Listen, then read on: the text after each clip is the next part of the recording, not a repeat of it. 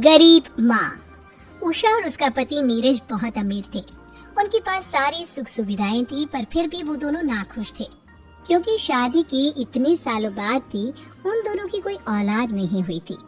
तभी एक गरीब औरत आकर उनसे कहती है, उषा बेटा, मैंने सुना है कि जो भी माँ वैष्णो देवी के मंदिर जाता है, माँ वैष्णो देवी उनकी सारी इच्छाएं पूरी करती है।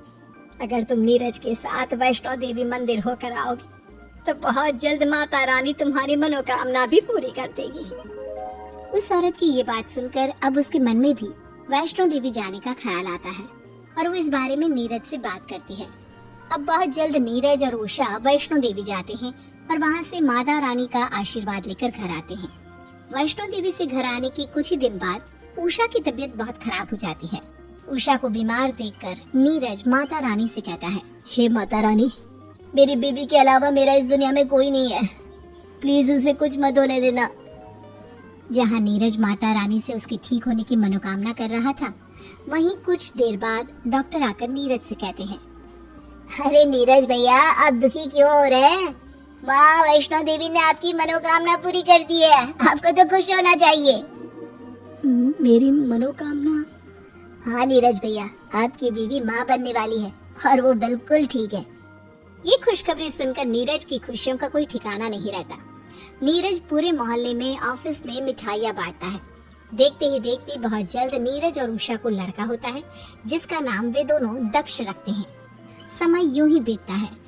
अब दक्ष 5 साल का हो जाता है और एक दिन उषा अपने बेटे और पति के साथ मुंबई घूमने जाती है, जहां अचानक से भगदड़ मचती है और इस भगदड़ में उषा अपने बच्चे से बिछड़ जाती है। नीरज जी, पता नहीं इस समय हमारा बच्चा कहाँ होगा, कैसा होगा। हमने इतने बड़े शहर में आकर गलती करी, हमें मुंबई जैसे बड़े शहर में आना ही नहीं चाहिए था। उषा, तुम फिक्र मत करो, मुझे जो करना पड़े मैं वो करूँगा। नीरज अपनी सारी पावर यूज कर लेता है, पर उसका बेटा कहीं नहीं मिलता। तो वहीं दूसरी ओर एक मछुआरन जो समुद्र पर मछली पकड़ने आई थी, उसकी नजर दक्ष पर पड़ती है, जो भूख के मारे एक जगह बैठकर रो रहा था। दक्ष को रोता देख नीलम दक्ष के पास जाकर कहती है, बेटा कौन हो तुम और यहाँ क्यों रो रही हो? तुम्हारे मम्मी पापा कौन है? नीलम के पूछने पर भी दक्ष कोई जवाब नहीं देता, सिर्फ रोता जाता है। उस मासूम बच्चे का दुख देखकर उषा से रहा नहीं जाता और बेचारी गरीब नीलम उसे अपना बेटा बनाकर गांव ले जाती है। नीलम के हाथ में छोटा सा बच्चा देखकर सभी गांव वाले उससे कहते हैं, अरे नीलम बहन, आज मछली के बदले तुम ये बच्चा किसका उठा कर ले आए? पता नहीं बहन किसका बच्चा है, पर इस बच्चे का रोना मुझसे देखा नहीं गया, इसलिए इसे मैं अपने साथ ले आई। अब से मैं गरीब मछुआरन ही इसकी माँ हूँ। अब नीलम उसकी परवरिश करने लगती है। गरीब नीलम का इस दुनिया में कोई नहीं था। शादी होते ही कुछ दिनों बाद उसके पति की मृत्यु हो गई थी और उसके सास ससुर ने उसे मनहूस कहकर अपने घर से निकाल दिया था। नीलम अपना गुजारा करने के लिए बाजार में जाकर मछलियाँ बेचा करती। गरीब नीलम दुखों का सामना करके दक्ष की परवरिश करती है और उसका नाम आदर्श रखती है। 15 साल बाद माँ फिर से आप सर पे ये मछलियों की टोकरी लेकर बाहर चल पड़ी। अरे बेटा, उन्हीं मछलियों को बेचकर मैंने तेरी परवरिश करी है और आज जब तेरी सरकारी नौकरी लग गई है तो तू मुझे मछली बेचने से रोक रहा है। हाँ माँ, मैं जानता हूँ कि आपने बहुत गरीबी और दुखों का सामना किया है और मेरी परवरिश करी है, इसलिए तो अब मैं नहीं चाहता कि आप और दुख सहो, इसलिए अब से आप घर में आराम करोगी। आदर्श के कहने पर नीलम मछलियों का काम करना छोड़ देती है। अब ऐसे ही कुछ दिन बीत जाते हैं।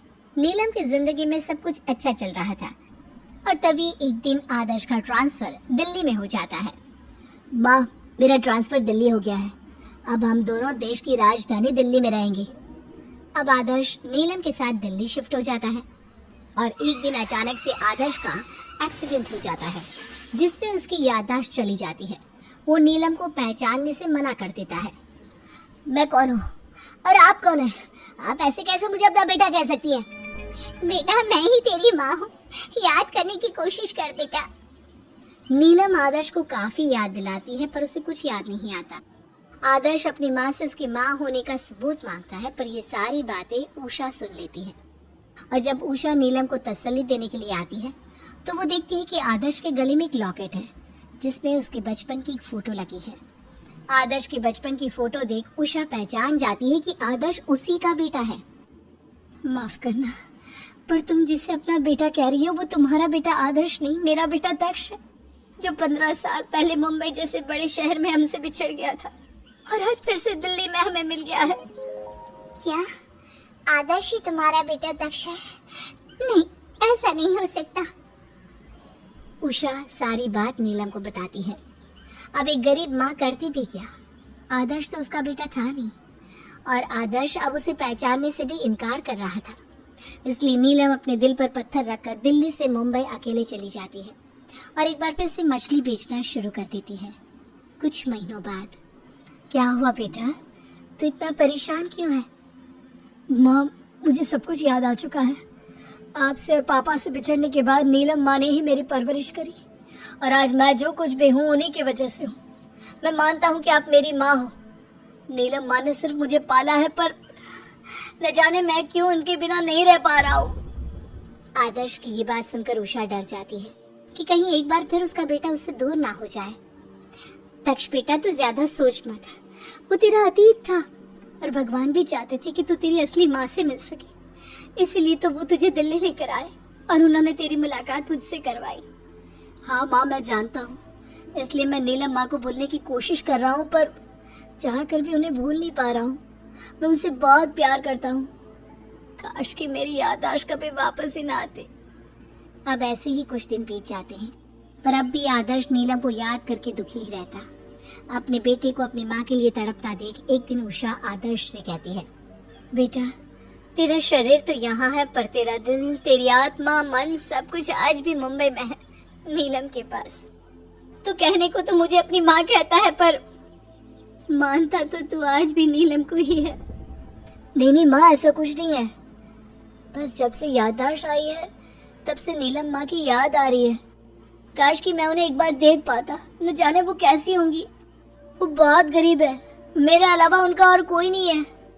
माँ, आप जानती हो, उनके बहुत सपने थे कि वो मेरी शादी करवाएगी, अपने लिए बहू लाएगी और भी बहुत कुछ।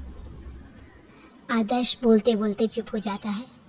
उषा आंखों में आंसू लिए वहां से चली जाती है, लेकिन ये सब कुछ नीरज देख लेता है। नीरज उषा को समझाता है कि वो आदर्श को नीलम से जुदा ना करे। उषा को नीरज की बात समझ में आ जाती है। वो आदर्श के पास जाकर उसे कहती है, बेटा, जन्म देने वाले से बड़ा होता है पालने वाला, और उस गरीब माँ ने बड़ी ही मुश्किलों से तुझे पाला है। मैं नहीं चाहती कि जो दुख मैंने सहा था वही दुख एक गरीब माँ सहे, इसलिए तू नीलम को यहाँ ले आ। अब से हम सब एक साथ रहेंगे। अब क्या था, आदर्श की खुशी का ठिकाना नहीं रहता और आदर्श जल्दी से अपनी गरीब माँ के पास जाता है और उन्हें अपने साथ दिल्ली ले आता है। अब आदर्श अपनी दोनों माँ के साथ रहता है और उन दोनों का ही खूब अच्छे से ख्याल रखता है।